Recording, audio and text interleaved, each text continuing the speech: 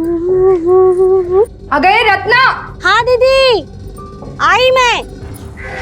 एक काम खत्म नहीं हुआ तो दूसरा काम हाजिर है इसका।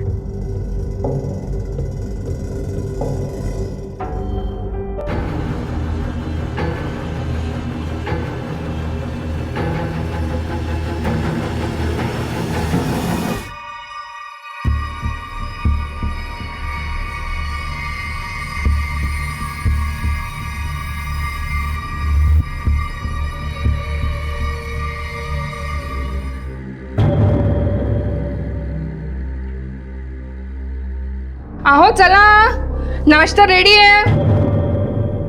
हाँ हेलो। अरे वाह ताई, आज नाश्त्यामध्ये रोटी पराठे दोनों। लीना को लेके आ नाश्ता करने। बरं। ए चल।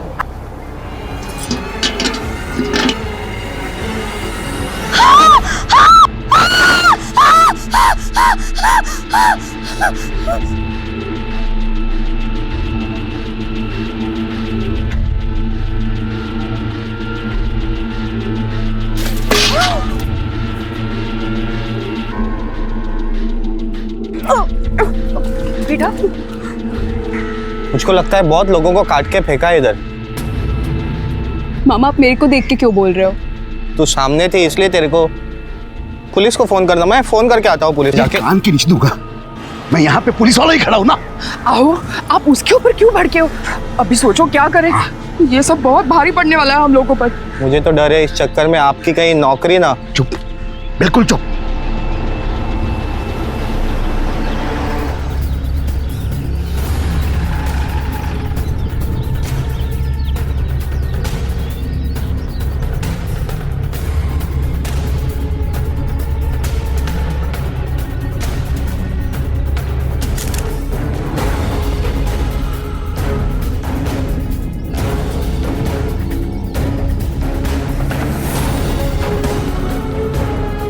मैडम, मेरे को खुद को पता नहीं लग रहा है ये सब कैसे हुआ रहेगा। हाँ, मेरे को लगता है रात को किसी ने काटा और फेंक दिया। सुबह ये रत्ना पानी लेने आई तभी उसने देखा। किसकी डेड बॉडी है? अरे मैडम, इसको कैसे पता रहेगा? इसने भी तो सभी लोग के साथ देखा अभी। इसको नहीं पता होगा तो आपको पता होगा ना। मुझे अगर पता होता तो मैं खुद बताया था। मैं खुद हैरान हूँ।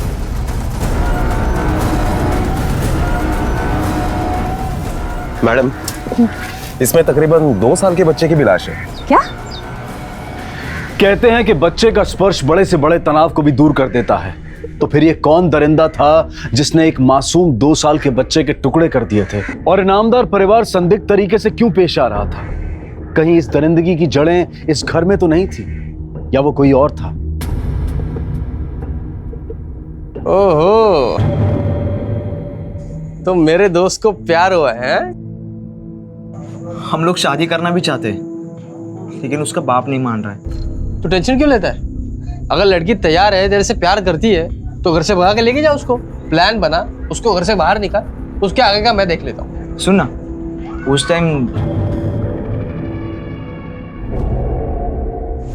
क्यों तुम किसी के लफड़े में पड़ रहे हो? ये लड़की भगाना ये सब ये ठीक नहीं है। तो क्यों इतना फालतू का टेंशन ले रही है? हाँ, दुनिया में क्या कोई पहली बार लड़की भगा रहा है क्या? मेरा दोस्त है, उसको मदद तो करनी पड़ेगी ना। हम क्यों चोरों की तरह मिलते? बस हो गया।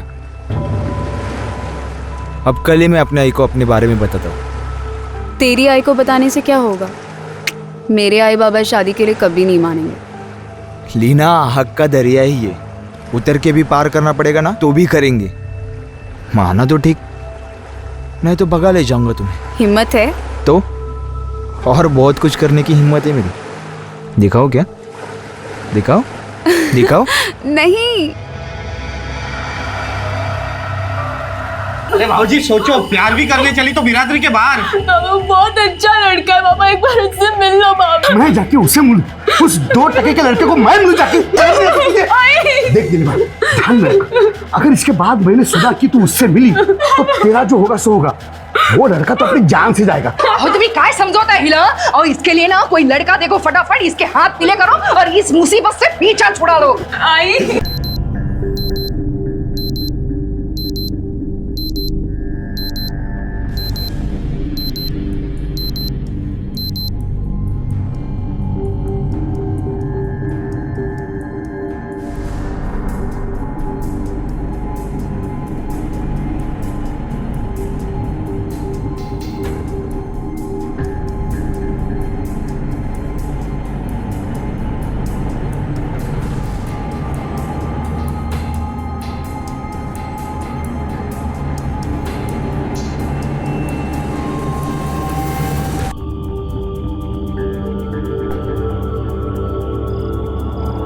चलो जल्दी।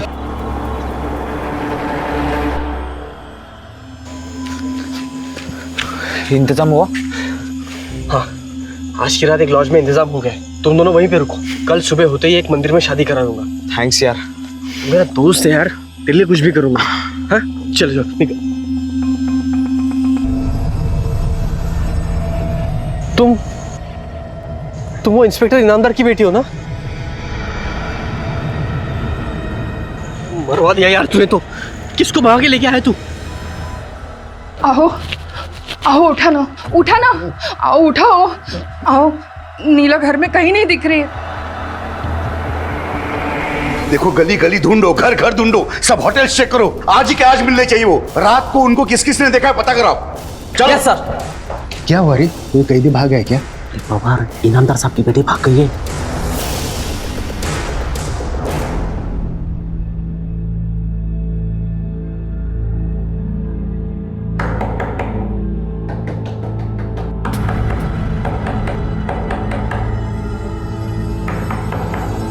टीना जल्दी उठो, टीना उठो, तुम अंदर बातों में छुप जाओ, मैं देखता हूँ कौन आ गया। जाओ जल्दी।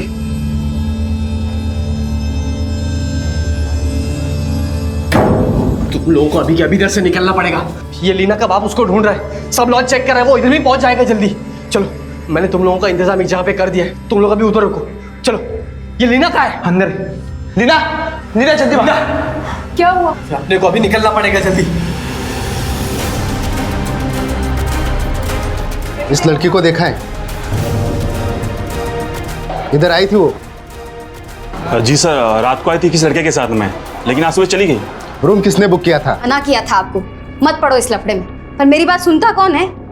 तो मुझे कौन सा पता था कि वो पुलिस वाले की लड़की के साथ इश्क लड़ा रहा है। अरे वो इंस्पेक्टर है, सिर्फ इतना ही नहीं, उसकी बिरादरी में हमारी बिरादरी में फर्क तो देखो। अगर उन लोगों की खोपड़ी खिसकी ना तो हमारी पूरी बिरादरी को, पूरी बस्ती को भुगतान करना पड़ेगा। मला तर भीती वाटते। साहब, मैंने कुछ नहीं किया साहब। साहब, अरे साहब किधर लेके जा रहे? साहब, साहब इन्होंने कुछ नहीं किया। साहब, साहब इन्होंने कुछ नहीं किया। साहब, साहब, साहब, साहब, साहब, साहब छोड़ो साहब। साहब मेरे को नहीं मालूम। कहाँ है मेरी बेटी? किसके साथ रखा है? साहब आपकी बेटी मेरे को कैसे मालूम रहेगा? मालूम नहीं तेरे को? और इसके घर में कौन कौन है? लेके आ सबको। साहब मेरे को नहीं मालूम साहब। ये देखो तेरी बीवी आ गई।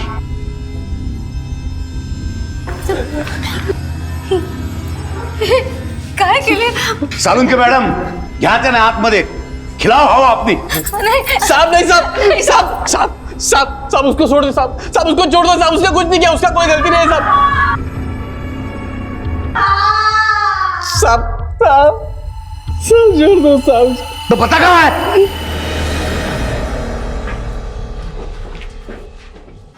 सगळीकडे नीट छोटा, तू वरती जा, तुम्ही आ जाना।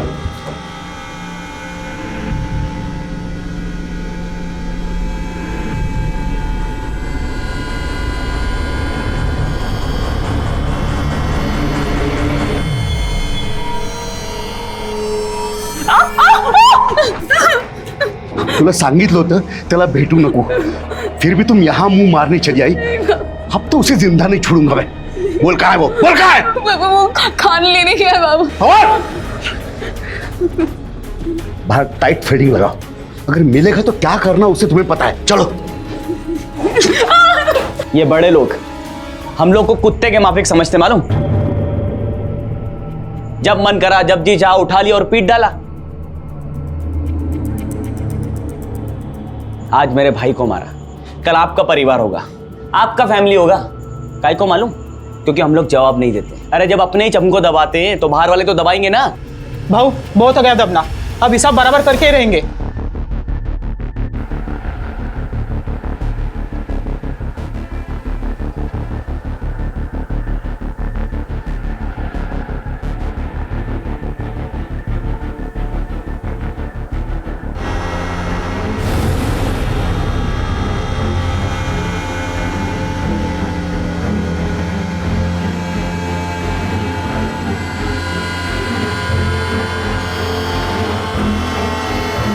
हम चाहे जितना मर्जी वहम पाल लें कि हमारे समाज में भेदभाव कम हो गया है, लेकिन अब भी कुछ अदृश्य दीवारें हैं जो दिखाई नहीं देती लेकिन मौजूद हैं। और इन्हीं दीवारों के नीचे दबकर न जाने कितनी जिंदगियां कुचली जा चुकी हैं। और यह सिलसिला अब भी जारी है। क्या अपनी मर्जी से जीवन साथी चुनना गलत था, या फिर योगेश जो एक प्रेमी जोड़े लीना और समीर की मदद करना चाहता था वो गुनाह था? और अगर नहीं तो उन्हें किस बात की सजा मिली थी? और फिर इस प्रेम कहानी ने 6 महीने के बाद जो रूप लिया वो दिल दहला देने वाला था।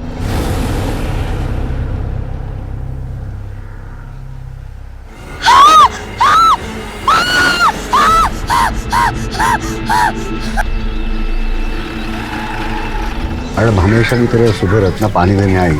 मैडम, बॉडी की सारी हिस्से निकाले हैं। 3 लाशें, एक आदमी की, एक औरत और एक छोटा बच्चा है।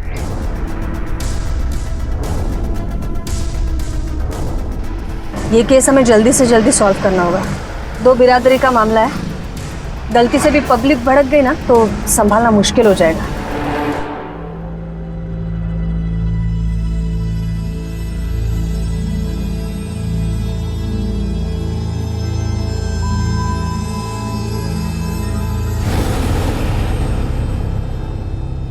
बहुत सीधा आदमी था मैडम योगेश, सबकी मदद करता था और इसी मदद करने के चक्कर में उसकी जान गई। किसकी क्या मदद की थी उसने? तेरे से प्यार करती है तो घर से भगा के लेके जाओ उसको, क्या आगे का मैं देख लेता हूँ। आज की रात एक लॉज में इंतजाम हो गए, तुम दोनों वहीं पे रुको। तुम वो इंस्पेक्टर इनामदार की बेटी हो ना? ये लीना का बाप उसको ढूंढ रहा है, सब लॉज चेक कर रहा है, वो इधर भी पहुंच जाएगा जल्दी। बोल कहाँ है मेरी बेटी? साहब उसको छोड़ दो, साहब उसको छोड़ दो साहब, उसने कुछ नहीं किया, उसका कोई गलती नहीं है साहब। उस इनामदार के डर से वो समीर तो गांव छोड़ के भाग गया, पर कभी कभी आता था रात में। पर इनामदार को तो उसकी बेटी मिल गई थी, फिर अब क्या प्रॉब्लम होगी उसकी? उसकी बेटी की शादी नहीं हो रही थी। आप भी सोचो ना, और तो और मैडम, और लड़की का मामा भी योगेश को धमकाने आया था। तेरी वजह से मेरी भांजी घर पे पड़ी है, तो उसको भगा के लेके गया था ना, घर पे पड़ी है वो। हाँ, रिश्ता नहीं हो रहा है उसको। तेरे को तो मैं अब दिखाता हूँ क्या। मैंने कुछ नहीं कहा। अरे छोड़ उसका। क्या रे, क्या तेरा रोज का नाटक है? काय को डरा था इसको? चल निकल इधर से। अभी तो मैं जा रहा है, लेकिन मेरी भांजी और घर पे पड़ी रही ना, गुलामी बख्तो। तू क्या कर रहा है यहाँ पे? क्या पट्टी पड़ा रहा है मैडम को? इनामदार, आवाज कमी करा, बाहर जाओ। मैडम मैं यहीं पे बैठ के ये क्या बातें सुनाता है आपको, क्या कहानी सुनाता है सुनता हूँ ना। I said out.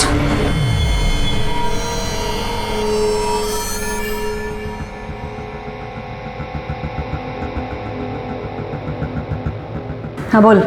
मैडम वो हरीश तो हरीश, ये इनामदार साहब ने योगेश को बहुत परेशान किया, मेरे भाई का जीना आराम कर दिया था।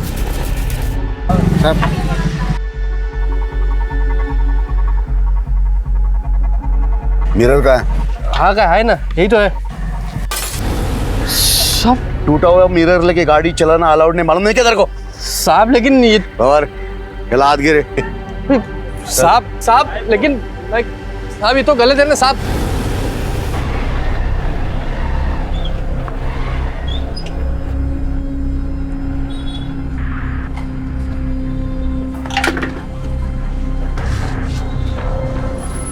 और चेक कर जरा। क्या चेक करे साहब?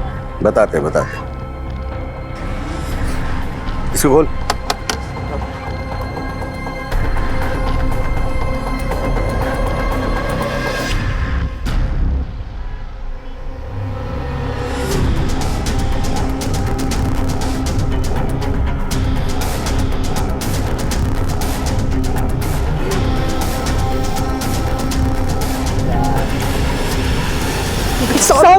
क्या ये कहाँ से लाया? साहब मेरा सीधे से समझ में नहीं आया। अच्छा, इसीलिए तुम्हें ऐसा लग रहा है कि इनामदार ने योगेश को मार दिया? सिर्फ इतना ही नहीं मैडम, जिस दिन वो तीनों गायब हुए मेरे को योगेश का फोन आया। वो मेरे को बोला कि इनामदार साहब उसको मिलने के लिए बुलाए। उसने तुम्हें क्यों बताई ये बात? वो चाहता था मैं भी उसके साथ जाऊं। तो गए क्यों नहीं तुम? वो मैडम, मैं डर गया था। मेरे को लगा इनामदार साहब मेरा भी जीना आराम कर देंगे। ठीक है, अभी तुम जाओ, जरूरत पड़े तो हम लोग बुला लेंगे तुम्हें। बरा मैडम। बाबर, ये योगेश के फोन कॉल के रिकॉर्ड्स मंगवाओ और हाँ, पड़ोसियों से पूछताछ करो ये यशवंत कितना सच बोल रहा है और कितना झूठ। मैडम, आपने वो 2 कौड़ी के आदमी के सामने मेरी बेइज्जती की। इनामदार, पहली बात, लोगों को यूं कौड़ियों में गिनना बंद करो। और दूसरी बात, इस केस में तुम खुद सस्पेक्ट हो, तो कुछ दिन घर बैठ जाओ, ऑफिशियल लेटर मिल जाएगा तुम्हें। आज से तुम सस्पेंडेड हो। हाँ साहब, मैंने देखा था, वो तीनों गए थे 15 तारीख की शाम को। ये कोई 7 बजा होगा, इस तरफ से गए थे। इसका मतलब है वो इनामदार के घर पे गए थे? उस तरफ ही गए थे। अब उधर क्यों गए थे साहब, ये मुझे नहीं मालूम। पर हाँ साहब, उस दिन दोपहर में इनामदार साहब भी आके गए थे योगेश के घर पे। ओए जी साहब, योगेश कहाँ रहता है? योगेश, ये वाला घर है साहब उसका।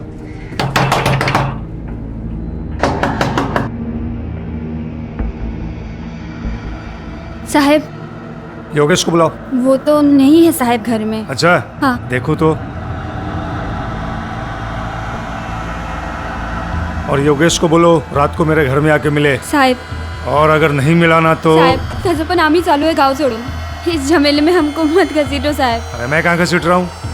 तुम्हारे पति ने शुरू किया ना झमेला, वही खत्म करने के लिए बुला रहा हूँ। भेज देना। ये योगेश की बीवी ने इनामदार को यूं ही कहा था या सच में वो गांव छोड़कर जाने वाले थे? हाँ साहब, वो अपनी सब जमीन अमीन बेचकर मुंबई जा रहा था। अच्छा, वो लड़का समीर कभी मिलने के लिए आया था? हाँ साहब, योगेश के गायब होने से 1 रात पहले आया था। बहुत चिल्लम चिल्ली की आवाज आ रही थी। जितनी मैं तेरी मदद कर सकता था मैंने की, अब बस। क्या बस हुआ? 2 थप्पड़ क्या गिरे, सब कुछ उगला तू? वो लोग तृप्ति को भी मार रहे थे, इसलिए मैं बोला। क्या हुआ क्या नहीं हुआ ये मैं नहीं जानता। मैं सिर्फ इतना ही जानता हूँ कि तेरे वजह से हम लोग अलग हुए। अब तू ही हमें एक करेगा। बस झाला हाँ भाऊ, आपकी वजह से बहुत कुछ सहा है हम लोगों ने। जास्त काय मागतो वहिनी? मुझे बस एक नया सिम कार्ड दो, रहने के लिए एक खोली दो, बाकी सब मैं खुद हैंडल कर लूंगा। अरे भाऊ, आप कुछ चाहिए क्या आपको? वो थोड़ी सी साकर चाहिए थी मेरे को। अच्छा, अभी देती हूँ।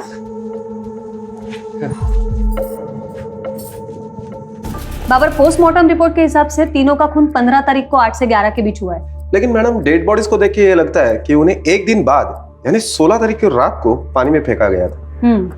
योगेश और उसके पत्नी की मौत तो जहर देने से हुई है, लेकिन बच्चे की मौत गला काटने से हुई। मैडम, पड़ोसियों के मुताबिक इनामदार ने योगेश को घर पे बुलाया था। यह भी तो हो सकता है कि योगेश इनामदार के घर पे गया हो, फिर इनामदार ने उन्हें जहर देकर मार दिया और फिर बॉडी के टुकड़े करके पानी में फेंक दिया होगा। एक बात सोचने लायक है बाबर, इनामदार अपनी बावड़ी में क्यों लाशें फेंकेगा, और वो भी एक दिन बाद? क्योंकि पानी में खून तो कहीं नहीं था। मैडम, इनामदार पुलिस वाला है, उसने पुलिस वालों की तरह ही सोचा। हम उसके ऊपर शक ना करें, इसलिए शायद उसने ऐसा किया होगा। हो सकता है, बिल्कुल हो सकता है। और पोस्टमार्टम रिपोर्ट में और एक बात है, लाशें काटने के लिए किसी करवट जैसी चीज का इस्तेमाल हुआ है। ये इनामदार की सोच उसकी तरह ही घटिया है। हर चीज में वो ऊंच नीच देखता है। मुझे तो लगता है कि खून उसी ने किया होगा। उसकी बेटी समीर के साथ भाग गई, उसे बर्दाश्त नहीं हुआ होगा। बाबर, एक काम करो, योगेश के और इनामदार के फोन के कॉल रिकॉर्ड्स मंगवा, और ये इनामदार को भी बुलवाओ जरा। मैडम, मेरी लड़की भागी नहीं थी, वो उसे बहका के भगवा के लेके गया था। अगर भाग जाती तो मैं सोचता मर गई मेरे लिए, पर ऐसे कोई भगा के लेके जाए तो मैं क्या, कोई भी चुप नहीं बैठेगा। आप चाहे तो रिकॉर्ड चेक करो। पाटिल मैडम, ये इनामदार की बेटी है ना, उसे जरा पुलिस स्टेशन लेके आओ जल्दी। हाँ, तर मिस्टर इनामदार। 1 minute madam.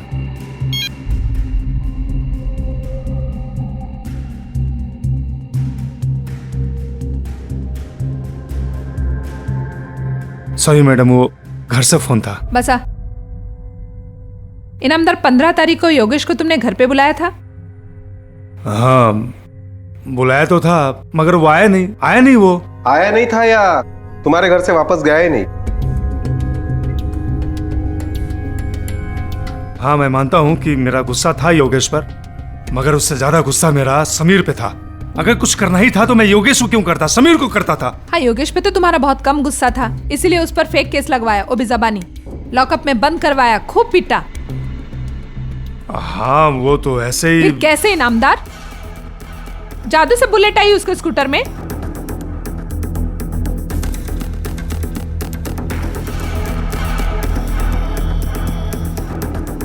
और इतने संगीन जुर्म का कोई केस भी नहीं दर्ज करवाया तुमने। वैसे एक बात बताइए इनामदार साहब, योगेश को आपने अपने घर पे क्यों बुलाया था? मैडम मैं सच कह रहा हूँ, वो लोग मेरे घर आए ही नहीं।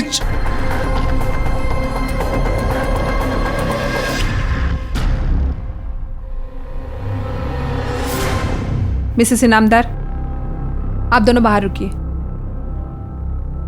मैं क्या बोलती हूँ मैडम, मैं बाहर जाती हूँ ना, इनको यहीं रहने दो, ये भी तो पुलिस वाले ही है ना।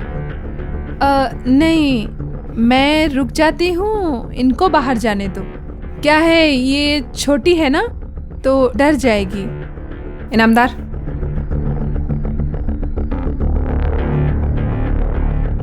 ये बस घाबरो नकोस। तुमने चेहरा क्यों ढाक रखा है दुपट्टे से? दुपट्टा हटाओ। डरो नहीं, दुपट्टा हटाओ।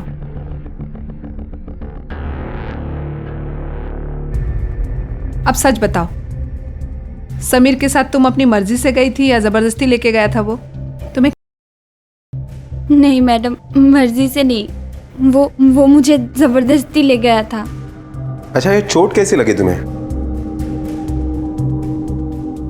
देखो नीला, डरो मत, सच बताओ, शायद हम तुम्हारी कुछ मदद कर दें। आई ने मुझे बहुत मारा। बाबा का फोन आया था, आई बोली अगर तेरे बाबा के खिलाफ तू कुछ भी बोली ना तो समझ लेना मैं भूल जाऊंगी मैं तेरी आई हूँ, तुझे ना जिंदा दफना दूंगी, समझी? रोना बंद कर, बोल। वो पूछेंगे तो तू क्या बताएगी? बोल। आई, मैं वहाँ बोलूँगी मुझे जबरदस्ती भगा के ले गए थे। मैडम, हम दोनों एक दूसरे को बहुत चाहते हैं, पर बाबा नहीं चाहते हम दोनों की शादी हो। क्या यही प्यार है उसका जो तुम्हें उस दिन छोड़ के भाग गया? नहीं मैडम, वो मुझे छोड़ के नहीं भागा था, वो तो बस छिप गया था डर के मारे। अब ये कहानी तुम्हें किसने सुनाई? ये समीर ने मुझे बताया। इसका मतलब उसके बाद तुम उसे मिली थी? कब और कहाँ मिली थी तुम उससे? 14 तारीख की रात को। समीर मेरे आई बाबा मेरे लिए रिश्ता देख रहे हैं, वो मेरी शादी कर देंगे। समीर, तू घबरो नकोस, मैं उससे पहले कोई इंतजाम कर लूंगा, और तुम ये मत सोचना कि मैं तुम्हें छोड़कर कहीं भाग जाऊंगा, समझे? Don't worry. तू घर तक आ गया, तेरी ये हिम्मत? अरे हरीश, अरे पकड़ो उसको। हरीश पकड़ उसको। कहाँ मर गया साला? हरीश साला पकड़। बाबर, ये समीर की खोज खबर निकालनी पड़ेगी। उस रात उसका गांव आना और दूसरी रात योगेश के बीवी बच्चों का कत्ल, ये सब इत्तेफाक नहीं लगता है मुझे। मैडम, ये योगेश के कॉल रिकॉर्ड्स आ गए। मैडम, ये कॉल रिकॉर्ड देख के एक बात पता चलती है कि रात को 11 बजे तक इनामदार ने योगेश को कई बार फोन किया था। इसका मतलब है सचमुच योगेश इनामदार के घर पे नहीं गया था। नहीं बाबर, ये सब कॉल रिकॉर्ड्स फेक भी हो सकते हैं। हमें गुमराह करने के लिए इनामदार ने योगेश का खून करने के बाद भी किए हो। जरा देखो उस वक्त इनामदार के मोबाइल की लोकेशन क्या थी? मैडम, इनामदार के मोबाइल की लोकेशन उस वक्त उसका घर का ही दिखाई दे रहा है। मैडम ये देखिए, और एक नंबर है जो योगेश के नाम पर है। ये नंबर्स की डिटेल निकालो। नंबर तो उसी का है, पर जरूरी नहीं कि उस वक्त उसके पास हो। मैडम ये देखिए दूसरा नंबर जो सुमंत पाटिल के नाम पर है।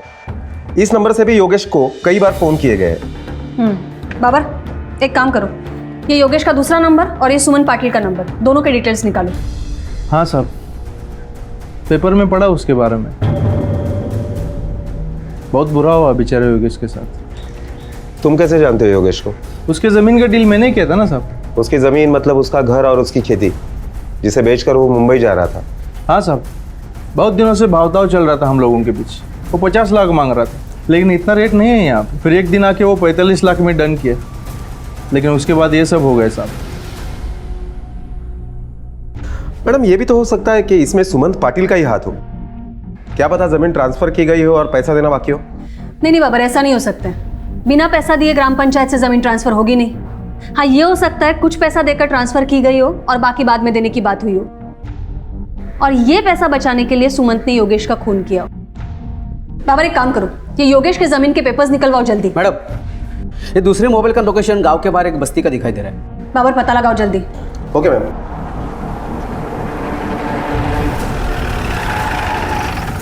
साहब वही रूम है।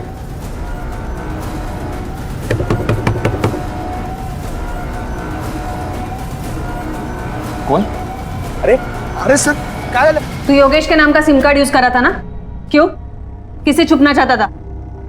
मैम वो इनामदार साहब से। और किससे छुपने की क्या जरूरत है मुझे? क्यों? पुलिस से छुपने की जरूरत नहीं है। साहब मैंने कुछ किया ही नहीं, तो मैं क्यों छुपूं? अच्छा, कुछ नहीं किया तूने? योगेश के नाम का सिम कार्ड यूज कर रहा है, उसके नाम का रूम लेकर रह रहा है, और फिर भी तुझे लगता है पुलिस पकड़ेगी नहीं तुझे? हाँ मैम वो सिम कार्ड योगेश ने दिया था मुझे, मतलब इनामदार साहब से बचने के लिए। मैं बहुत रोया उसके सामने, तभी उसने मुझे मदद की। मैं किसी को क्यों मारूं? वो तो मेरा दोस्त था, मैं क्यों मारूं उससे? देख बेटा, अगर तूने मारा होगा ना तो क्यों मारा और कैसे मारा ये सब हम निकलवा लेंगे। बस तेरे हाथ से ये मौका चला जाएगा जब तू तेरी सजा कम करवा सकता था। बाबर, ये केस की सारी फाइल्स चाहिए मुझे। सर, ये सुमंत पाटिल के कॉल रिकॉर्ड्स है जो आपने मंगवाए थे। मैडम ये कॉल रिकॉर्ड से पता चलता है कि सुमंत पाटिल को हरीश ने भी कई बार फोन किया था। ये हरीश और सुमंत का एक दूसरे से क्या लेना देना है? मैडम ये योगेश, जमीन, पैसा, लीना और समीर एक दूसरे से जुड़ी हुई कड़ियां लगती है। साहब वो दोस्त है मेरा, इससे आगे मेरा उससे कोई वास्ता नहीं साहब। अभी आप बोले ना मेरे को कि योगेश सुमन को जमीन बेच रहे हैं, तभी मेरे को मालूम पड़ा साहब। अच्छा ये तूने पिछले हफ्ते योगेश को इतने फोन क्यों किए थे जब वो उसे जमीन बेच रहा था? साहब आप मुझ पे शक कर रहे हो? पुलिस वाले का साला हूँ साहब, मैं ऐसा गलत काम थोड़ी ना करूंगा साहब। बाबर, ये हरीश बहुत टेढ़ी खीर है, ये जरूर कुछ छुपा रहा है हमसे, या तो वो इनामदार के बारे में या तो फिर सुमंत पाटिल के बारे में। मैडम मुझे लगता है कि हमें सुमंत पाटिल और इनामदार के घर की तलाशी लेनी चाहिए। हो सकता है कि मर्डर वेपन उनके घर पर ही मिले या कोई खून के धब्बे भी मिल सकते हैं। ये इनामदार और सुमंत पाटिल के साथ साथ समीर के रूम की भी तलाशी लेनी चाहिए। बाबर एक काम करो, कल सुबह जल्दी से जल्दी सर्च वारंट लेके आओ कोर्ट से। इनामदार तुम्हारे घर का सर्च वारंट है मेरे पास। कोपरा शोधूंगा। Yes sir. बाबर मेरी बात सुनो, तुम्हें यहाँ पे कुछ मिलने वाला नहीं है। बिरादरी में मेरी नाक कटेगी। देखो ये तुम भी जानते हो, it's a part of investigation, और तुम्हें जो कुछ कहना है मीरा मैडम से कहना।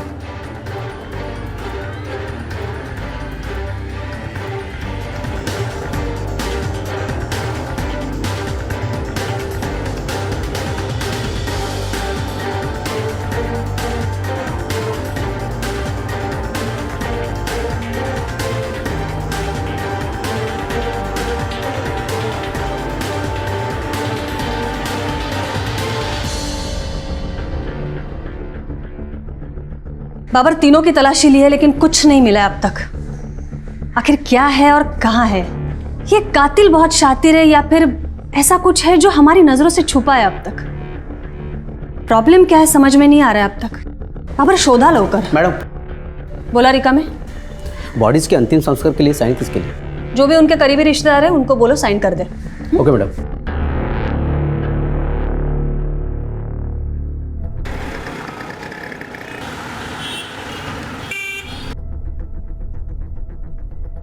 यशवंत जी साहब, हमें वो तीनों के अंतिम संस्कार के लिए तुम्हारे साइन चाहिए। यहां पे साइन कर दो।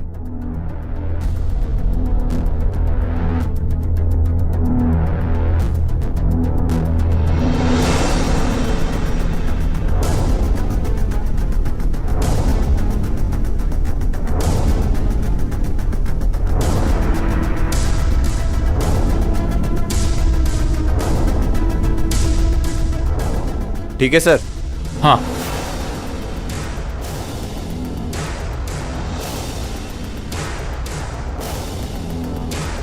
Hello ma'am. हाँ रिका में बोला।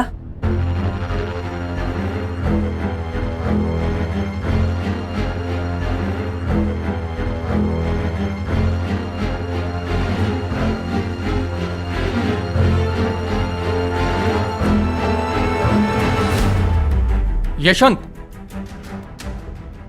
क्या हुआ साहब? अरे 2 पेपर और भी है, एक काम करो, पुलिस स्टेशन जाके साइन करके आओ। काय को? नज़दीकी रिश्तेदार तुम हो, अंतिम संस्कार के लिए बॉडी तुम्हें सौंपनी है, इसलिए। हरीश, इनामदार साहब ने तुम्हें भी बुलाया। अच्छा, फोन मत करो, मैडम के सामने बैठे हैं, यहाँ तक फंसे हुए हैं। चलो साथ में चलते हैं। नहीं नहीं, तुम दोनों चले जाओ, मुझे थोड़ा काम है। ओके ठीक है। कशाला बोलवलंय? लाव लवकर। कशाला बोलवलंय? चला बाबर।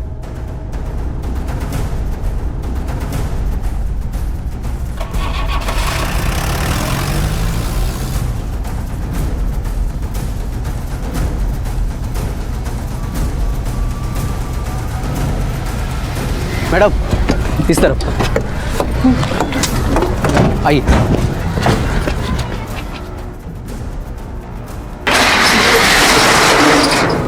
आइए मैडम, ये देखिए।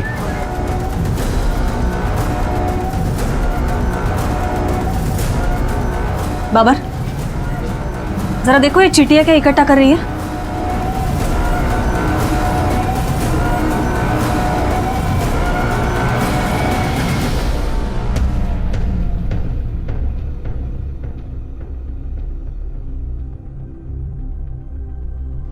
मैडम, ये तो मांस का टुकड़ा है।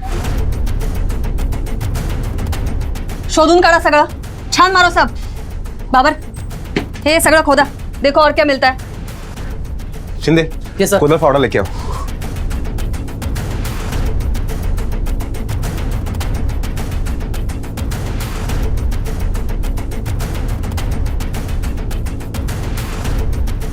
ते मागे बघा काय ते। पवार तो कोपरा शोधा।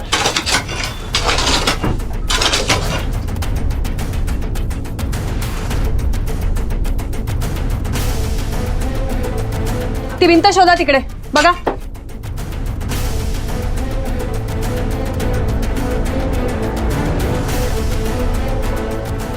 ए रुको रुको रुको।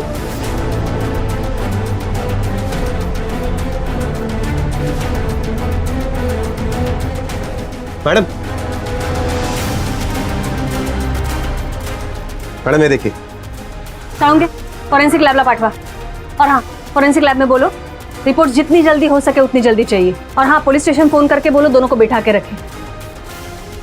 दोनों ने मिलके खून किया है या फिर दोनों में से किसी एक? मैडम, मैंने यशवंत के कस्टमर से पूछताछ की और उनसे यही पता चला है कि ये दोनों कारपेंट्री में पार्टनर थे। मैडम ये फॉरेंसिक रिपोर्ट आ गई है। बाबर, इतने दिनों में करवट से उंगलियों के निशान तो मिट चुके हैं, लेकिन जो मांस का टुकड़ा हमें मिला था वो योगेश की पत्नी तृप्ति का है।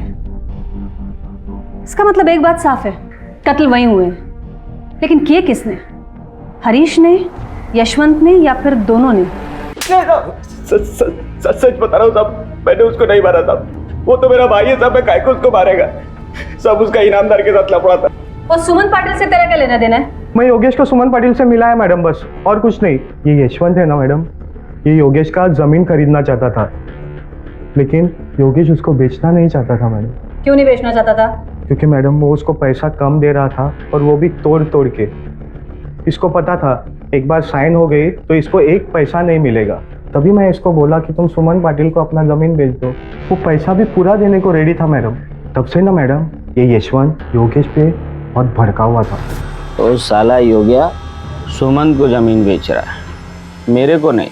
मैं क्या पैसा नहीं दे रहा क्या उसको? हाँ, अब मैं उसके पूरे खानदान को ख़त्म करेगा और वो ज़मीन लेगा, वो भी फोकट में।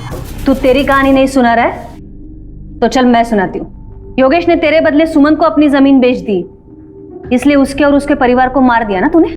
ग्राम पंचायत से पता लगवाया हमने, वहां भी तूने पूछताछ की थी ना, और उन्होंने तुझे बताया सबसे नजदीकी रिश्तेदार को जमीन मिलेगी, मतलब कि तुझे।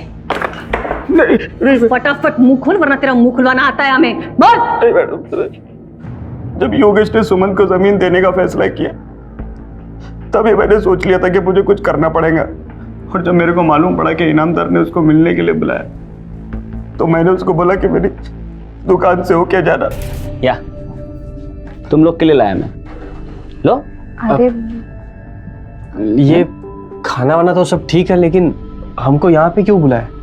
अरे ऐसा कोई खास बात नहीं है, तुम लोग खाते खाते भी तो सुन सकते हो। हाँ चल तू बैठ, पहले खाना खा। बैठ बैठ बैठ बैठ, खाना खा।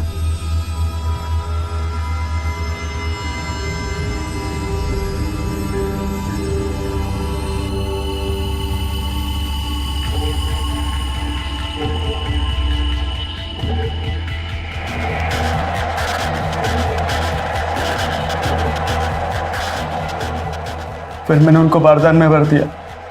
बच्चे ने खाना नहीं खाया था इसलिए वो जिंदा था, मैंने उसका भी गला काट दिया। फिर उसके छोटे छोटे टुकड़े करके उसी बारदान में डाल के